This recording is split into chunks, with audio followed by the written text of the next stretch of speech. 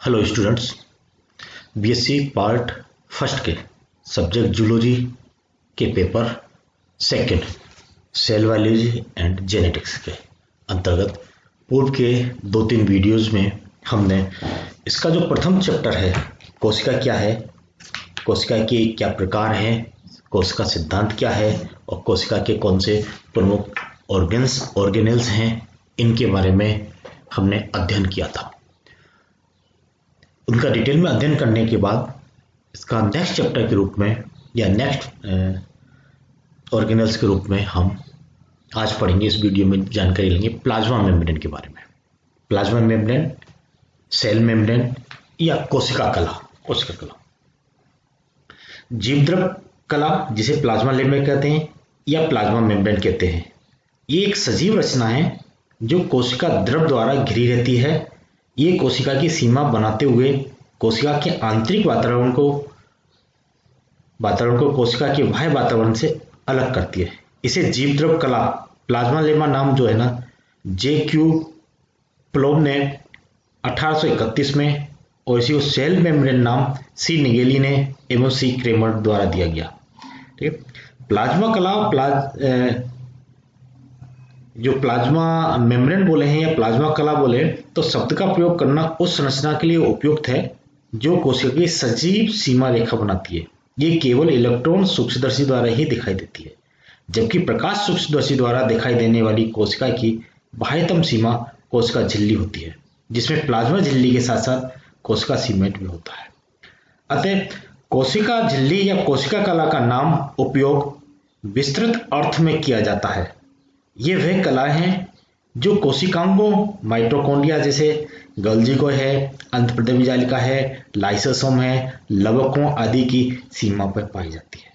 इस प्रकार हम सेल मेम्ब्रेन और प्लाज्मा मेम्ब्रेन को दोनों को सिनोनिम्स के रूप में हम याद करते हैं। यदि डेफिनेशन के रूप में देखी जाए तो ये प्लाज्मा झिल्ली एक गत्यात्मक डायनेमिक झिल्ली होती है जो चयनात्मक पारगम्यता, संकेत प्राप्ति, कोशिका पहचान, कोशिका आसंजन एवं संचार जैसी क्रियाओं में सहायक होती है। ये इसकी प्रमुख डेफिनेशन है। दोबारा मैं डेफिनेशन रिपीट कर देता हूं कि प्लाज्मा झिल्ली एक गत्यात्मक डायनेमिक झिल्ली होती है जो चयनात्मक पारगम्यता मतलब सेलेक्टिव परमिएबिलिटी, संकेत प्राप्ति, सेल सिग्नलिंग, कोशिका पहचान, सेल आइडेंटिफिकेशन, कोशिकीय आसंजन, सेलुलर एडिशन एवं कम्युनिकेशन जैसी क्रियाओं में सहायक होती है। अब आप आते हैं इस स्लाइड के ऊपर कि plasma membrane extremely delicate, thin है, इलास्टिक है, living and semi permeable membrane है। सेमी परमेबल अर्धपारगम झिल्ली है। मेड अप ऑफ 2 लेयर्स और lipid molecules in which protein molecules are floating. The thickness varies from 75 से 110 एंगस्ट्रॉम की मोटी होती है। Can be observe under an microscope. ये वो स्लाइड है जो सेल ऑर्गेनल की ब्रीफ डिस्कशन में मैंने आपको दिखाई थी। फंक्शन क्या है? Maintain shape and size of the cell, protect internal contents of the cells और regulate entry and exit of substances in and out of the cells और मेंटेन होमोस्टेसिस। इसी को हम प्लाज्मा मेम्ब्रेन, इस ऑर्गेनल्स को हम डिटेल में अध्ययन करेंगे।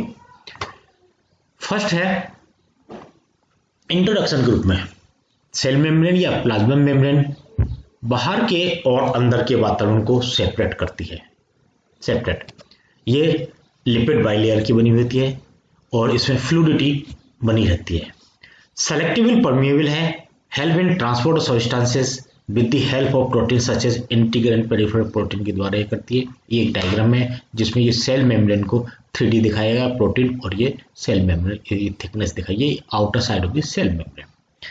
Involve in a variety of cellular processes such as cell adhesion. Cell adhesion का मतलब है कि कोशिका एक कोशिका दूसरी कोशिका किस तरह से जुड़ेगी, एडिशन। आयन कंडक्टिविटी, आयनों का आदान प्रदान किस प्रकार से होगा, that is ion conductivity. And cell signaling, एक कोशिका दूसरी कोशिका के द्वारा किस तरह से संकेत भेजेगी और किस तरह से संकेत को ग्रहण करेगी, ये डिपेंड करता है कोशिका झिल्ली पर। Provide mechanical strength of the cell, ठीक है, यांत्रिक जो मजबूती प्रदान करेगी वो प्लाज्मा झिल्ली कोशिका को प्रदान कर रही है। ओके, हिस्ट्री एक नॉर्मल है कि रॉबर्ट हुक ने 1665 में माइक्रोस्कोप द्वारा सेल की खोज की और सेल थ्योरी जो थियोडोर सान और जैकब सिलियन ने जो दी थी ये हमने सेल थ्योरी के अंतर्गत पढ़ लिया था। और next lipid bilayer hypothesis was propose in 1925 Gorter and Greenland के, ये उन्होंने 1925 में ये इस तरह की दी थी। लेकिन जो सेल मेम्ब्रेन का प्रपोज मॉडल है, जो एक्सेप्टेड मॉडल है, वो दिया था सिंगर एंड निकोलसन ने 1972 में सेल मेम्ब्रेन का। और ये फ्लूइड मोजेक मॉडल जो यूनिवर्सली एक्सेप्टेड है 1972 में सिंगर एंड निकोलसन ने फ्लूइड मोजेक मॉडल के नाम से दिया था। फ्लूइड मींस इंडिविजुअल फास्फोलिपिड जो हैं और सम प्रोटीन जो हैं वो laterally side by side protein में मूव करते रहते हैं, इस कारण ये लेयर कहलाती है फ्लूइड कहलाती है। फ्लूइड मोजेक इसलिए कि range of the different proteins resting on the surface, ये प्रोटीन इसके ऊपर जो रेस्ट में होते हैं ये मोजेक टाइल्स के रूप में यहाँ दिखाई देते हैं, इसलिए ये मोजेक। ये इनिशियल संरचना है जिसमें ये इंटीग्रल प्रोटीन्स लगे हुए हैं, ये पेरिफेरल प्रोटीन्स हैं, ये आयन चैनल्स हैं, ये प्रोटीन्स के अल्फा और चेन है, ये ग्लोबुलर प्रोटीन है, यहाँ इनकी चेन लगी, ग्लाइकोलिपिड्स हो गया, या कार्बोहाइड्रेट्स लगा हुआ और ग्लाइकोप्रोटीन्स। इस तरह से ये बाइलिपिड लेयर रहती है। केमिकल कंपोजिशन, इसकी संरचना में केमिकल कंपोजिशन पे अपन सबसे पहले चर्चा कर लेते हैं कि केमिकल कंपोजिशन के अंतर्गत इसमें ये जो डायग्राम दिखाया गया है, इस डायग्राम को प्रेजेंट करते हुए येलो कलर में ये फास्फोलिपिड्स मॉलिक्यूल्स दिखाई गए और ये ग्रीन कलर में अमीनो एसिड चेन दिखाई गई है और इस रेड कलर में कार्बोहाइड्रेट यूनिट दिखाई देंगे। तो ये येलो कलर में जितनी फास्फोलिपिड्स हैं ये फास्फोलिपिड्स जिनका हेड एक साइड में और टेल अपोजिट डायरेक्शन में है, हेड और टेल ये इस तरह से बाइलिपिड लेयर है। इनके बीच में ये प्रोटीन्स मॉलिक्यूल्स रहते हैं, अमीनो एसिड से बनी हुई यूनिट है जो प्रोटीन मॉलिक्यूल्स कहलाते हैं। इन प्रोटीन मॉलिक्यूल्स के साथ ये कार्बोहाइड्रेट की चेन लगी होती है, ये कार्बोहाइड्रेट की चेन लगी है कार्बोहाइड्रेट ग्रुप ऑफ प्रोटीन्स, और इन कार्बोहाइड्रेट ग्रुप के साथ ही ये भी कार्बोहाइड्रेट ग्रुप लगा, ये भी कार्बोहाइड्रेट ग्रुप लगा। और ये जो प्रोटीन जब बाहर निकला हुआ होता है तो पेरिफेरल प्रोटीन कहलाता है, बाहरी बाहर है, और अंदर है तो ये इंट्रिंसिक प्रोटीन कहलाता है। ये साइटोप्लाज्मिक फेस है, ये एक्स्ट्रा सेलुलर बाहर की साइड का फेस है। Chemical composition, cell membrane contain a variety of biological molecules, mainly बहुत सारे मॉलिक्यूल्स हैं लेकिन मेनली ये लिपिड्स और प्रोटीन्स की बनी होती है। प्लाज्मा मेम्ब्रेन में लिपिड 40 से 45% होते हैं, प्रोटीन 50% के, और कार्बोहाइड्रेट 1 से 5% के आसपास होते हैं। Carbohydrate present very small amount predominantly as glycoproteins का मतलब कार्बोहाइड्रेट प्रोटीन के साथ जोड़ के जो कॉम्बिनेशन बनाते हैं वो कहलाता है ग्लाइकोप्रोटीन, उसके रूप में रहती है और 1 से 5% के रूप में है glycoprotein. Composition is not set, ये फिक्स नहीं है, अलग अलग सेल में अलग अलग ऑर्गेनेल्स में अलग अलग प्रकार से ये चेंज होता रहता है, तो लिपिड की और प्रोटीन की मात्रा बदलती रहती है फंक्शन के हिसाब से। लिपिड मॉलिक्यूल जो है, the cell membrane consist of 3 class of amphipathic lipids, amphipathics है और ये 3 प्रमुख रूप से लिपिड्स हैं, फास्फोलिपिड्स है, ग्लाइकोलिपिड्स एंड स्टेरोल्स है। Lipids, phospholipids more than 55%, glycolipids 2%, cholesterol 40 से 45%। तो कोलेस्ट्रॉल फास्फोलिपिड्स प्रमुख से और फिर कुछ उसमें ग्लाइकोज लिपिड्स है। Carbohydrate present very small amount, ये ग्लाइकोप्रोटीन्स के रूप में। Composition is not set, lipids का भी कंपोजिशन सेट नहीं। प्रमुख हम यहाँ देखा कि 55% से ऊपर अधिक में फास्फोलिपिड्स, ये फास्फोलिपिड्स कई प्रकार के होते हैं कि फास्फोलिपिड्स की हम चर्चा करें तो phospholipids are the most abundant lipids in the cell membrane. जब भी सेल मेम्ब्रेन की बात आती है उसमें लिपिड मॉलिक्यूल्स की बात आती है तो इसका मतलब होता है फास्फोलिपिड्स, या हम लिपिड्स के अंतर्गत जब फास्फोलिपिड्स पढ़ते हैं तो उसका मेन एग्जाम्पल सेल मेम्ब्रेन ही आता है। फास्फोलिपिड कंसिस्ट ऑफ 2 क्लासेस, 2 प्रकार के हैं, ग्लाइकोफॉस्फोलिपिड्स हैं और स्पिंगोलिपिड, ग्लाइकोफॉस्फोलिपिड्स और sphingolipids. Plasma membrane is asymmetric nature की है, that is contain different types of phospholipid in the outer और इनर लीफलेट्स, मतलब आउटर साइड पे कुछ और प्रकार के फास्फोलिपिड हैं, इनर साइड में कुछ और प्रकार के, ये एसिमेट्रिक नेचर कहलाती है। आउटर लीफलेट्स होगी तो फॉस्फेटिडिल कोलिन एंड फॉस्फेटिडिल एलेनोमिन पाया जाएगा, जबकि इनर साइड में फॉस्फेटिडिल सेरिन और फॉस्फेटिडिल आइनोसिटोल और स्पिंगोमाइलिन ये पाया जाएगा। तो इस प्रकार से ये फॉस्फोलिपिड दो प्रकार के हैं, ग्लिसरोफॉस्फोलिपिड्स और स्पिंगोलिपिड। स्पिंगोलिपिड्स में केवल एक ही प्रकार है, स्पिंगोमाइलिन, और ग्लिसरोफॉस्फोलिपिड्स में फॉस्फेटिडकोलिन हो सकता है, फॉस्फेटिडिल सेरिन हो सकता है, फॉस्फेटिल एथिलोमाइन हो सकता है और फॉस्फेटिल आइनोसिटोल हो सकता है। इस प्रकार से ये फॉस्फोलिपिड्स इसमें उपस्थित होते हैं। ये एक इसका फॉस्फोलिपिड्स मॉलिक्यूल्स का फॉर्मूला है कि ये हेड रहता है, हाइड्रोफिलिक हेड होता है, ये हाइड्रोफोबिक टेल। हाइड्रोफिलिक हेड का मतलब है ये जल के प्रति स्नेही होता है, वाटर अफेक्टिंग होता है, और ये वाटर रिपेलेटिंग टेल होती है। ये हेड को हम जो बनाए हैं उसमें ये संरचना रहती है जिसको हम, ये पोलर होता है ये हेड के रूप में, जिसमें ग्लिसरॉल वगैरह, और ये फॉस्फो एसिड की चेन रहती है, दो चेन रहती है। फॉस्फोलिपिड्स आर एम्फीपैथिक मॉलिक्यूल्स है। किससे बना हुआ है? पोलर हेड है और अनसैचुरेटेड फैटी एसिड टेल है, ये अनसैचुरेटेड फैटी एसिड टेल है। The unsaturation in the fatty acid chain prevents the close packing of the plasma membrane, इसके कारण क्लोज पैकिंग होती है प्लाज्मा मेम्ब्रेन की। Glycolipids only 2% of the total lipids. The fatty acid in the glycolipids usually contain even number of carbon atoms, typically between 16 and 20. Cholesterol is normally found dispersed between the hydrophobic tails of membrane phospholipids, बहुत कम मात्रा में होता है, और cholesterol इसकी fluidity को control करता है। एट हाई टेम्परेचर में क्या होगा? कोलेस्ट्रॉल इनहिबिट करेगा द मूवमेंट फॉस्फोलिपिड फैसिएट्स को और reduce membrane fluidity. At high temperature reduce कर देगा, और एट कोल्ड टेम्परेचर में ये फ्लूइडिटी इंटरफेरेंस करेंगी और acting as antifreeze. Cholesterol maintain the fluidity of the membrane, ये कोलेस्ट्रॉल का काम है। फ्लूइडिटी और लिपिड बाय लेयर, ये आप देखिए कि लो टेम्परेचर में ये जेल लाइक ऑर्गेनाइजेशन हो जाता है, पोलर हेड टाइटली पैक्ड हो जाती हैं और टेल जो है रेगुलर हो जाती है, इसलिए मेम्ब्रेन हो जाती है थिकर। और यदि टेम्परेचर हाई हो जाता है तो ये फ्लूइड नेचर आती है, फ्लूइड लाइक ऑर्गेनाइजेशन हो जाता है, पोलर हेड लूजली पैक्ड होते हैं, टेल डिसऑर्डर्ड हो जाती है, डिसऑर्डर रेगुलर नहीं होती, डिसऑर्डर हो जाती है, और मेम्ब्रेन इस कंडीशन में थिनर हो जाती है। ये थिकर और thinner that is the fluidity. और इस ऐसी स्थिति में प्रोटीन एक जगह से दूसरी जगह जा सकते हैं, मूवमेंट कर सकते हैं। कार्बोहाइड्रेट, ये कार्बोहाइड्रेट की चेन है जो किसी न किसी प्रोटीन या उसके द्वारा जुड़ेगी। Plasma membrane also contain carbohydrate, और प्रीडोमिनेंटली ये कार्बोहाइड्रेट प्रोटीन के द्वारा जुड़े हुए हैं, और इस कॉम्प्लेक्स को कहते हैं glycoproteins. Carbohydrate are located on the surface of the cell where they recognize host cell and share information. Viruses and other parasite जो हैं bind to this receptor cause an infection, इसके कारण ऐसा होता है। अब बात करते हैं, हमने फॉस्फोलिपिड्स की बात कर ली, कार्बोहाइड्रेट की बात कर ली, और प्रमुख जो 50% के आसपास रहता है प्रोटीन, उसकी बात करते हैं। तो ये प्रोटीन दो प्रकार के प्रोटीन है, एक इंटीग्रल प्रोटीन और पेरिफेरल प्रोटीन होते हैं। तो ये किस किस प्रकार से कहाँ है? ये प्रोटीन 50% ऑफ मेम्ब्रेन वॉल्यूम बनाते हैं। पहली कैटेगरी है इंटीग्रल प्रोटीन, जिसे ट्रांसमेम्ब्रेन प्रोटीन की कहते हैं।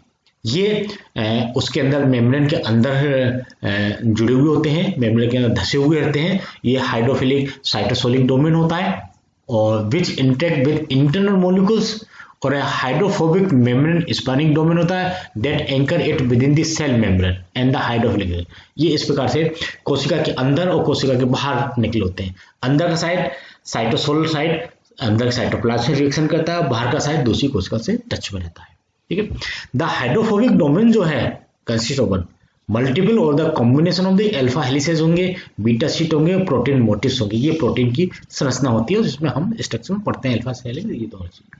इसके एग्जाम्पल क्या है? जितने भी आयन चैनल्स हैं, प्रोटॉन पंप्स जितने भी है, जी प्रोटीन्स हैं, कपल्ड रिसेप्टर है, जी प्रोटीन कपल्ड रिसेप्टर जितने भी, ये सारे के सारे इंटीग्रल प्रोटीन्स होते हैं, और इनके द्वारा प्रोटीन्स कोशिका के अंदर और बाहर आ जा सकते हैं और आयंस आ जा सकते हैं। एक दूसरे प्रकार के प्रोटीन होते हैं पेरिफेरल प्रोटीन, और इन दोनों के बीच में एक कैटेगरी आती है लिपिड एंकर प्रोटीन। कुछ प्रोटीन के साथ लिपिड जरूर होती है, ये कोवलेंटली बॉन्ड टू सिंगल और मल्टीपल लिपिड मॉलिक्यूल से जुड़े होते हैं। ये hydrophobically insert into the cell membrane and anchor the protein. The protein itself is not in contact with the membrane. Direct protein लेकिन लिपिड्स के साथ जुड़े हुए होते हैं, ठीक है, दैट इज जी प्रोटीन कहलाते हैं, ये जी ग्लाइकोप्रोटीन, ठीक है। दूसरी कैटेगरी पेरिफेरल प्रोटीन्स, ये पेरिफेरल प्रोटीन जो कोशिका झिल्ली के आउटर साइड में रहते हैं, बाहर की तरफ है, इंटीग्रल नहीं होते, धसे हुए नहीं होते, attach to the integral membrane protein, या तो इंटीग्रल मेम्ब्रेन प्रोटीन के द्वारा जो रहते हैं या और associate with the peripheral region of the lipid bilayer, दोनों के साथ, लेकिन आउटर साइड में, अंदर नहीं होंगे। These protein tend to have only temporary interaction, कुछ समय के लिए इनको आसानी से निकाला जा सकता है, हट जाते हैं, फिर जुड़ जाते हैं, फिर चले जाते हैं, with biological membrane, and once reacted the molecule dissociate to carry on its work in the cytoplasm, ये हटते रहते हैं। और इंटीग्रल जो प्रोटीन है उनको हटाना बड़ा मुश्किल है, क्योंकि धसे हुए थे वो इसके पार्ट होते हैं, और पेरिफेरल प्रोटीन बदलते रहते हैं। ये क्या है, सम एंजाइम्स और सम हार्मोन्स पेरिफेरल प्रोटीन्स के रूप में आते हैं। ये दोनों इंटीग्रल प्रोटीन और पेरिफेरल प्रोटीन का और डिफरेंस है कि ये इंटीग्रल प्रोटीन से इस मेम्ब्रेन में धसी हुई है, ये फास्फोलिपिड्स लेयर है जिसमें ये मेम्ब्रेन के अंदर बाहर दोनों तरफ से पूरे मेम्ब्रेन के बाहर से निकले हुए हैं, और एक सिरा और दूसरा सिरा यहाँ आ जाता है। इंटीग्रल प्रोटीन आप permanently attach to the membrane, permanently attached होते हैं, embedded in the whole membrane, पूरी मेम्ब्रेन में इम्बेडेड मतलब धसे हुए होते हैं, और ये एक तरह से कैरियर प्रोटीन्स और चैनल प्रोटीन्स और एंजाइम्स के रूप में काम करते हैं। इनको डिटर्जेंट के द्वारा रिमूव किया जा सकता है, और इसका एग्जाम्पल है glycophorin, other example of integral protein. दूसरी तरफ पेरिफेरल प्रोटीन, ये मेम्ब्रेन के ऊपर जो बाहर लगे हुए हैं, that is a peripheral protein, ये पेरिफेरल प्रोटीन, ये पेरिफेरल, ये पेरिफेरल, ठीक है। ये इंटीग्रल के साथ अलग से प्रोटीन जुड़ा हुआ है, ये peripheral protein. Peripheral proteins are temporary attached to the membrane, हट जाते हैं, निकल जाते हैं, लोकेटेड ऑन द इनर और outer surface of the phospho, दोनों तरफ होंगे, इनर सरफेस में भी और आउटर से, ये आउटर सरफेस है, ये इनर सरफेस, दोनों तरफ होंगे। ये भी रिसेप्टर और सरफेस एंटीजेंस के रूप में काम करते हैं, और इनको साल्ट या पीएच चेंज के द्वारा हटाया जा सकता है। और इरिथ्रोसाइट्स में जो स्पेक्ट्रिन प्रोटीन मिलता है वो इसी प्रकार का पेरिफेरल प्रोटीन है, ओके। ये जो जितने भी आयन चैनल्स बनते हैं, ये आयन चैनल्स क्या करते हैं, इनऑर्गेनिक आयन को रिकॉग्नाइज करते हैं, जैसे सोडियम है, पोटेशियम है, कैल्शियम है, क्लोरीन है, और diffuse down their electrochemical gradient एक्रोडी, ये आयन चैनल्स के द्वारा अंदर प्रवेश कर जाते हैं। ये ion channels play an important in controlling the electrical behaviour. G protein couple receptor is a single polypeptide chain है that across the lipid bilayer 7 time responding to single molecules, that is hormones और neurotransmitter. ये इस तरह से protein के channels हैं, इनके द्वारा ये होते हुए इसमें अंदर प्रवेश कर जाते हैं, ठीक। G protein couple receptor are used in processes such as cell to cell signalling में करता है, और रेगुलेशन प्रोडक्शन में काम करता है। एसिमेट्री, पहले भी मैंने बताया कि एसिमेट्री इसकी बाइलेयर की एसिमेट्री होती है, तो जो भी लेयर है, एक आउटर लीफलेट्स है और इनर लीफलेट। आउटर लीफलेट जो दूसरी कोशिका से संपर्क है, इनर लीफलेट मतलब उसका वो सिरा जो साइटोप्लाज्म से कोशिका के साइटोप्लाज्म से टच होता है।